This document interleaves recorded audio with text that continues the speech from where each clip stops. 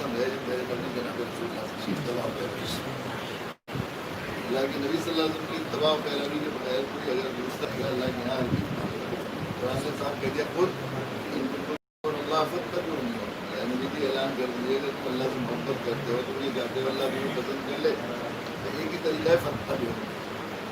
ہمارے نزدیک آنکھ وہ پسند جو ہمارے نبی کی تمام، کان وہ پسند جو ہمارے نبی کی پیروی میں سنے گا، دل وہ پسند جو ہمارے نبی کی طریقے پر پڑکے گا، زندگی وہ پسند جو ہمارے نبی کے طریقے پر گزارے گا۔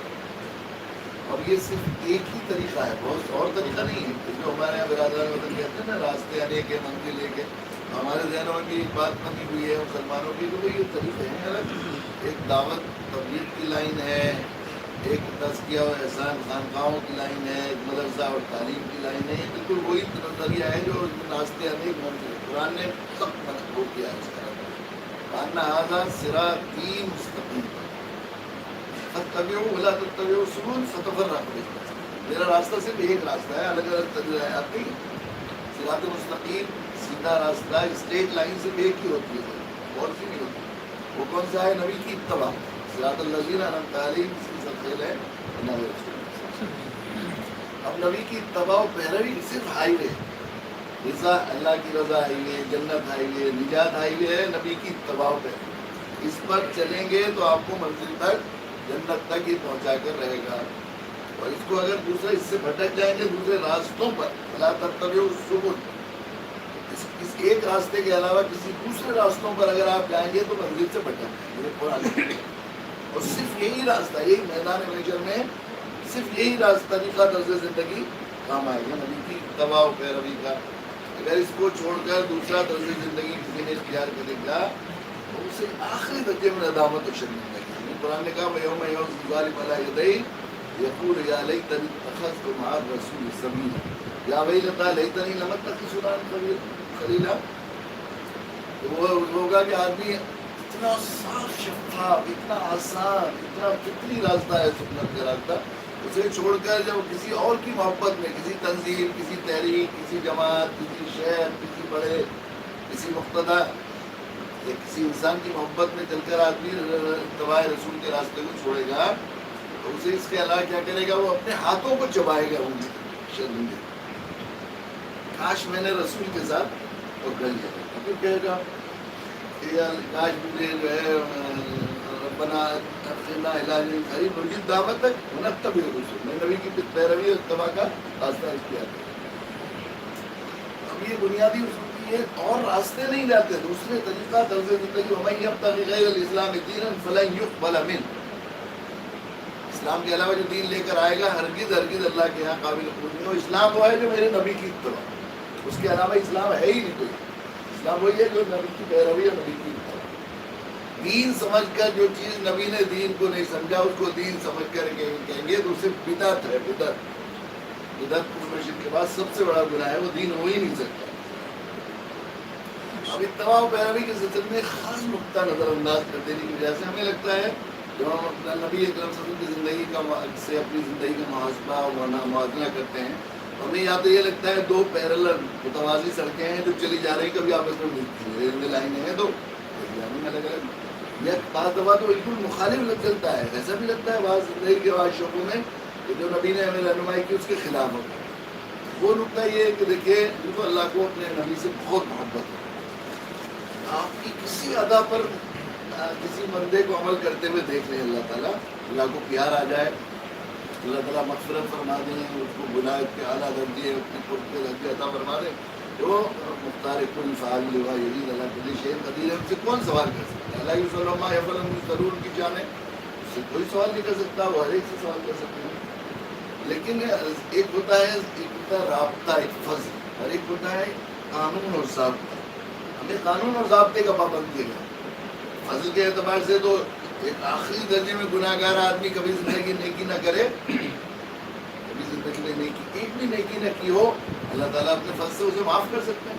لیکن ہم اس فضل کے سلسلے میں اگر اس فضل کا خیال کرتے ہوئے کوئی بندہ ساری زندگی نیکی نہ کرے اور گناہی کرتا رہے تو اس سے زیادہ احمق کوئی لگے گا نہیں۔ ضابطہ ہے، ضابطہ اور قاعدہ یہ ہے کہ عادت کی پیروی، عبادت کی پیروی، اخلاق کی پیروی، یا کچھ اور دوسری عادی جو ہے عادات کی پیروی کرنے والا پیرو نہیں کہلاتا. پیرو کہلاتا ہے فن منصب اور پروفیشن کا پیروی کرنا. ایک مثال سے اصل میں بات واضح ہوگی. میں دعویٰ کروں کہ میں حکیم اجمل خان کا پیرو ہوں. آپ کہیں گے دلیل؟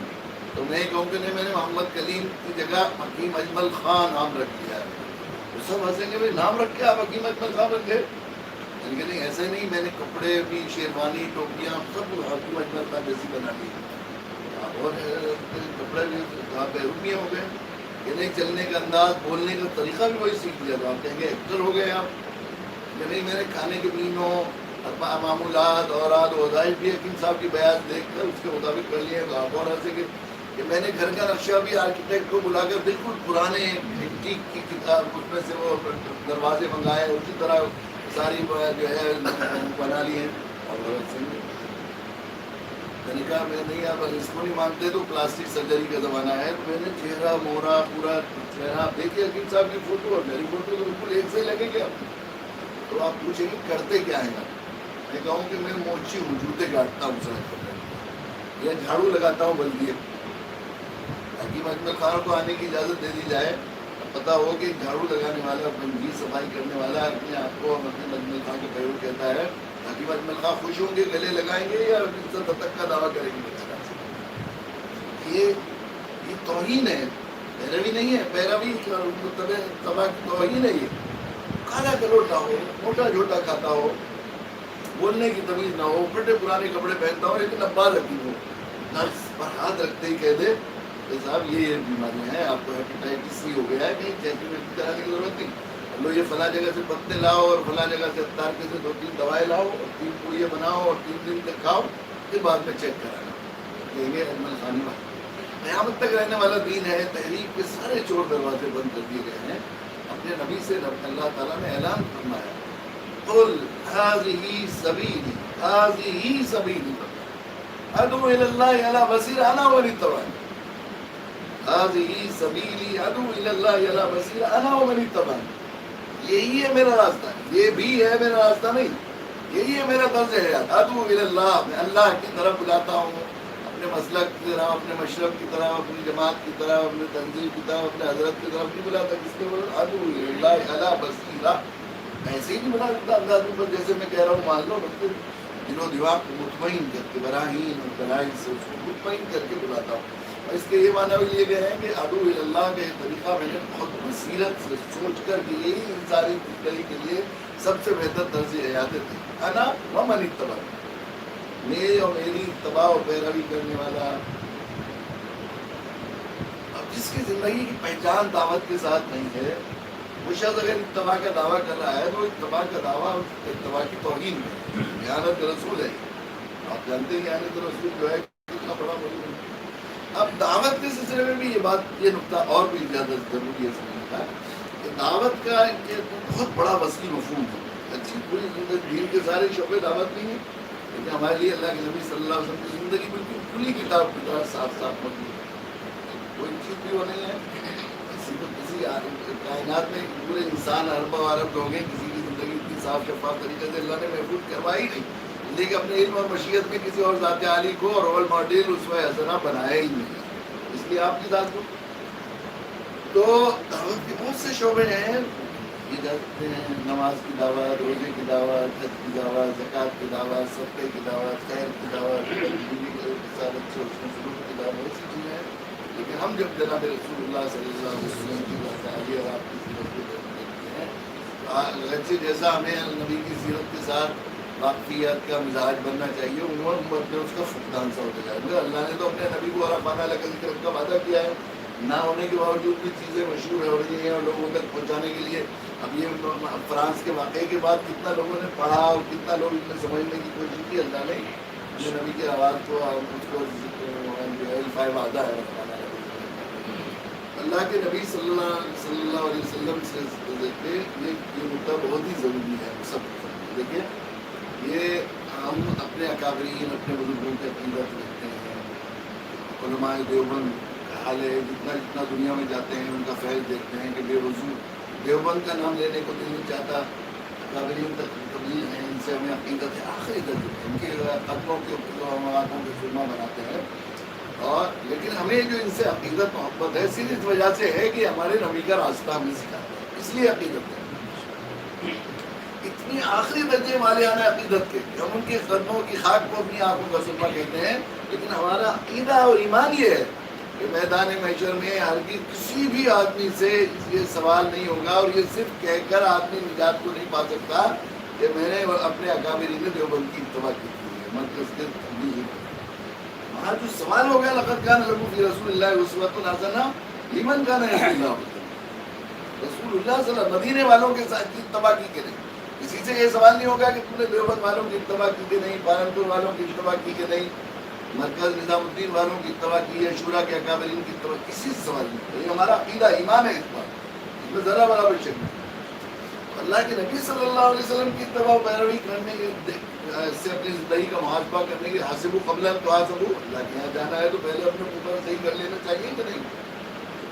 جب ہم اللہ کے نبی صلی اللہ علیہ وسلم کی حیات کو دیکھتے ہیں، آپ کی زندگی سے لے کر پیدائش، آپ کی جو ہے نبوی زندگی سے لے کر آج تک جتنے لوگ اللہ کے نبی صلی اللہ علیہ وسلم کو جانتے ہیں، چاہے وہ آخری درجے کے جانثار ہوں، صدیق اکبر رضی اللہ تعالیٰ عنہ، حضرت عمر فاروق، حضرت بلال، حضرت عمار یاسر، یا آج تک کے عاشق رسول ہوں، یا وہ جو آخری درجے کے آپ کے دشمن، ابو لہب ہو، ابو جہل ہو، دوسرے لوگ جنہوں نے کسرا، چھوٹے سے چھوٹے، بڑے سے بڑے، سب ان میں سے کوئی ایک آدمی بھی ایسا نہیں آج تک 1400 سالہ تاریخ میں جو اللہ کے نبی صلی اللہ علیہ وسلم کی ذات عالی اور آپ کے مشن کو جانتا ہو، اور آپ کا پہلا تعارف اس کو یہ نہ ہو، پہلا تعارف، فرسٹ امپریشن یہ نہ ہو کہ یہ وہ نبی ہیں جو باپ دادوں سے ہٹا کے، دین سے ہٹا کر ایک نئے دین کی طرف لاتے ہیں، یہ شرک سے نکال کر توحید کی دعوت دیتے ہیں، گویا آج کل کے زمانے میں دھرمانترن کراتے ہیں، کنورجن کراتے ہیں، اور اس کے لیے سب کچھ چھوڑ دیا انہوں نے۔ مکہ میں جب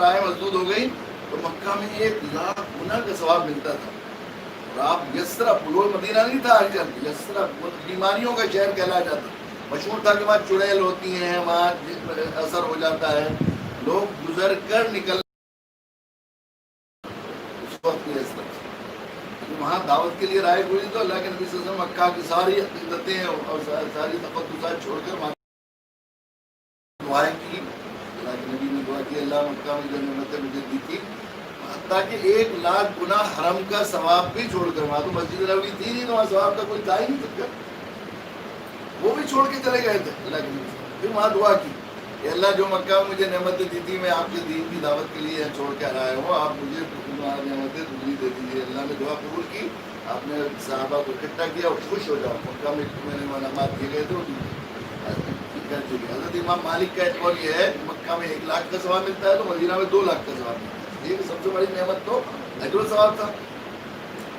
اور اس کے لیے ہر چیز چھوڑی۔ ڈاکٹر محمود غازی کا میں ابھی وہ پڑھ رہا تھا ایک جو ہے معاذرہ، اس میں مسجد نبوی میں دعوت دین میں مسجد نبوی کا رول، اس میں انہوں نے ایک واقعہ لکھا ہے کہ اللہ کے نبی صلی اللہ علیہ وسلم عصر کی نماز کے لیے تشریف لے جا رہے تھے، حضرت بلال نے اقامت کہہ دی، کسی شخص نے کہا کہ حضرت یا رسول اللہ صلی اللہ علیہ وسلم غسان کا ایک وہ جو ہے قافلہ آیا ہوا ہے، وہ آیا تو تجارت کی غرض سے، مگر آپ کے بارے میں معلومات کر رہا تھا، ہم چاہتے ہیں اس نبی کے بارے میں معلومات ہو، کچھ ہو جائے، پتہ لگ جائے۔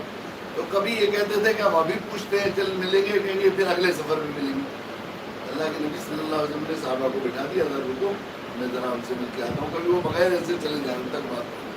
چنانچہ آپ صلی اللہ علیہ وسلم وہاں تشریف لے گئے اور جا کر آپ نے انہیں اسلام دین کی دعوت دی، وہ لوگ مسلمان ہوئے، ان کو لے کر مسجد نبوی میں آئے تو آپ نے نماز پڑھائی اور بہت مختصر نماز پڑھائی تو کہا بلال مغرب کی اذان کو، یعنی وہ اتنی تنگ ہو گئی تھی اذان، اور اس میں اقامت کہہ کر جماعت چھوڑ کر اللہ کے نبی صلی اللہ علیہ وسلم تشریف لے گئے دعوت۔